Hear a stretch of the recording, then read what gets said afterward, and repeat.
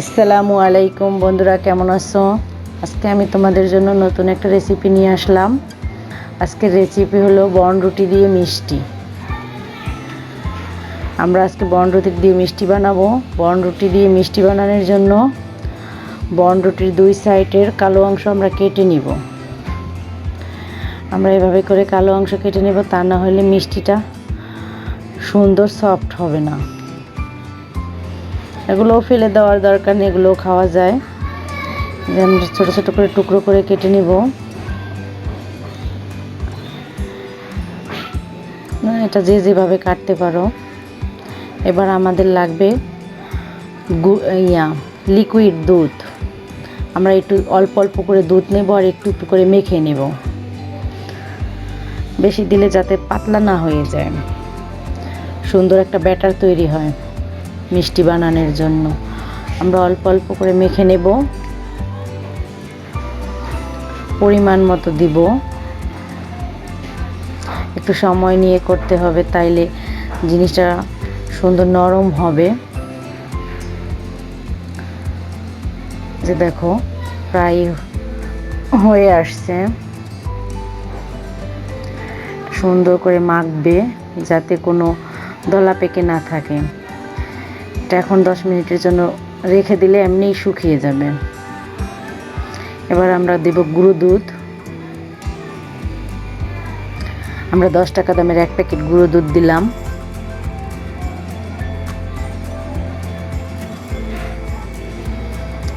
একটু হালকা লিকুইড দুধ দিয়ে আবার একটু মেখে নেব। সুন্দর করে মেখে নেবে। দেখো কত সুন্দর ছানার মতো হয়েছে, দেখতে ছানার মতো হয়েছে। যতক্ষণ পর্যন্ত কোনো শুকনো ভাব দলা না থাকবে ততক্ষণ পর্যন্ত সুন্দরভাবে মাখবে।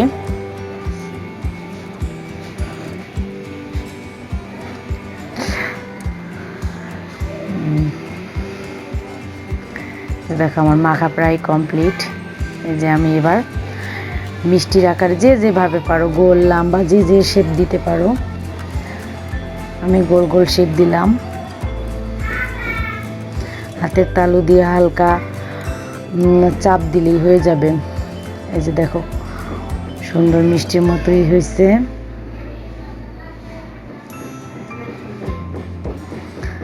কত সুন্দর মিষ্টি হবে। আজকে আমি কালো জাম বানাবো। দেখো আমার মিষ্টিগুলো কত সুন্দর হয়। আমি 4 পিস বনরুটি নিয়েছি, তার 4 পিস রুটি দিয়ে আমার মোটামুটি 7-8টা মিষ্টি হবে।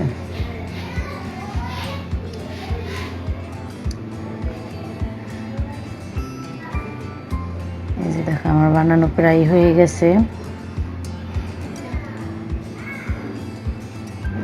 এই যে দেখো আমার মিষ্টিগুলো বানানো হয়ে গেছে, কত সুন্দর দেখা যাচ্ছে।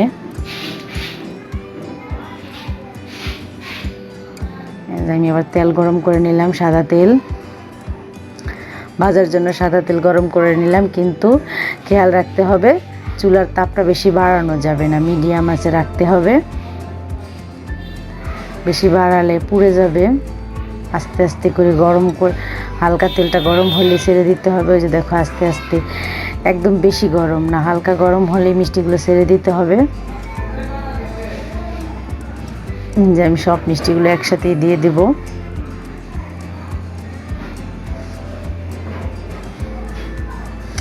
আমার মিষ্টিগুলো কত সুন্দর হইতেছে দেখো। তোমরা চেষ্টা করবা, বাসায় অবশ্যই পারবে, বানিয়ে দেখো, ভালো লাগবে। সুন্দর একটা দেখো বড় বড় হয়ে ফুলে ফুলে বড় বড় হয়ে গেছে। সাইজগুলো কত বড় হয়েছে, একদম সহজ। যে দেখো আমার মিষ্টির সাইজগুলো কত সুন্দর বড় বড় হয়েছে। মিডিয়াম আঁচে ভেজে নেবে আস্তে আস্তে করে, একদম কালো করে ভাজবেন। একটু সময় নিয়ে আস্তে আস্তে, জোরে নাড়া দিবে না, তাইলে হয়তো ভেঙে যেতে পারে। যে প্রায় হয়ে আসছে, কালার আসছে কত সুন্দর দেখো। যে প্রায় হয়ে গেছে আমার মিষ্টিগুলো। দেখো কত সুন্দর দেখা যাচ্ছে কালো জামগুলো।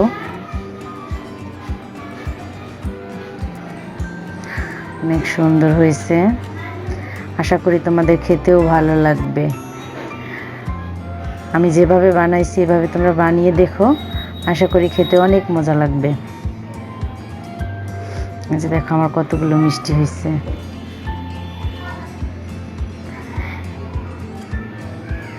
দেখো আমার মিষ্টিগুলো কত সুন্দর কালো।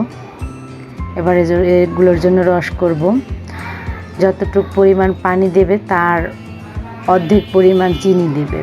শিরাটা একদম পাতলা আবার একদম ঘন না, মিডিয়াম হলেই চলবে। আমি অল্প বানাইছো তো এই জন্য অল্প শিরাই করতেছি। চেষ্টা করে দেখো, বাসায় বিকালের নাস্তা খেতে পারবে বা বাসায় অতিথি মেহমান আসলে দিতে পারবে। আমি পানি দিয়েছি যেরকম ওই পরিমাণেই চিনি একটু পানির থেকে কম দিয়েছি। একদম ঘন হবে না শিরাটা। আর একটা বলক উঠলেই নামিয়ে নেওয়া যাবে। বেশি সময় লাগে না বানাতে, অল্প সময়ের মধ্যেই দোকানের মতো মিষ্টি পাওয়া যায়, বাসায় বানানো যায়। আমি 2টা দারচিনি দিলাম, দারচিনির ঘ্রাণটা অনেক সুন্দর।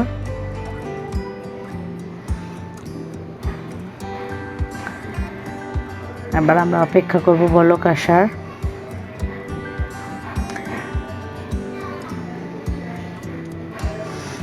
আমার এটা প্রায় বলক এসে পড়েছে।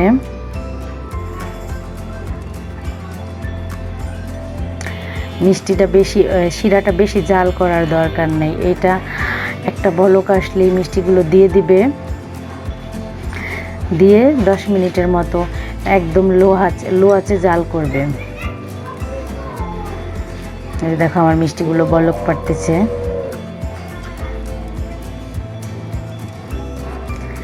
দেখো এবার আমি ঢেকে দিব 10 মিনিটের জন্য।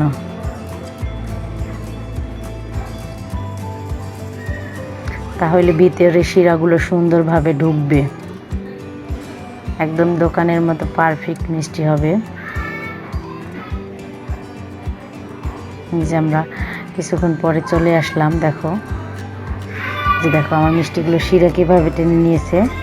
যে দেখো একটু সময় রেখে দিলেই সব মিষ্টির রসগুলো শুকিয়ে যাবে।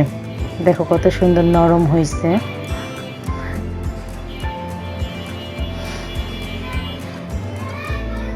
দেখো ভিতরে রসগুলো কিভাবে ঢুকেছে, একদম দোকানের মতো, চাপ দিলে ভেঙে যাবে।